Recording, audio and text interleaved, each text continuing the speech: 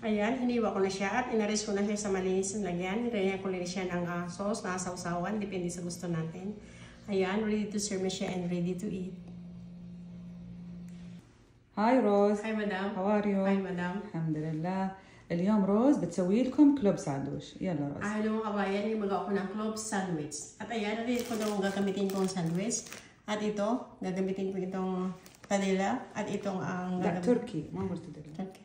At itong gagamitan ko siya ng turkey. At itong mayonnaise. At itong small piece ng cucumber. At gagamitan ko siya ng 3 egg. At itong cheese, square cheese.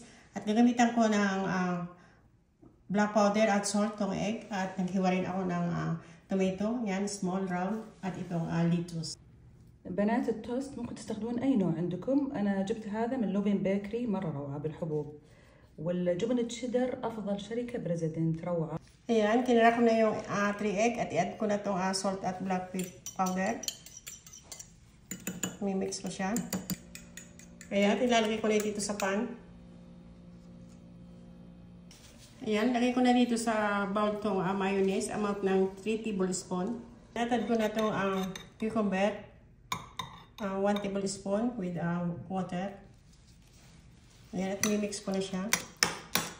نحب سبايسي يضيف للصوص شطة أي نوع يحبها تباسكو أو أي شطة. نحمص التوست يا بنات. طبعا الأفضل التوست يكون كريسبي.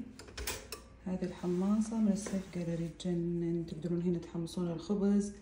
هنا برضو تستخدمونه تسلقون فيه بيض أو تصلحون فيه بيض مكشن مع قطعة ثانية للبيض المسلوق تضيفون تحت موية. روعة هذا الجهاز للفطور مرة يجنن. Ayan, tinas ko muna yung bread at ngayon lalagay ko na siya ng mayonnaise. Ayan, at lagay ko na rin siya ng lettuce. At ilagay ko na rin itong tomato. At isunod ko na itong cheese. Na rin itong turkeys. Pinord ko lang siya. At nilagay ko na yung bread sa top. At lagyan ko siya another cheese. Add ko na rin ulit itong cheddar cheese. At lagay ko na dito sa top yung egg. At yan, at tatakpan ko siya ulit. Ayan, lagay ko na itong stick. Ayan, at itakat ko siya.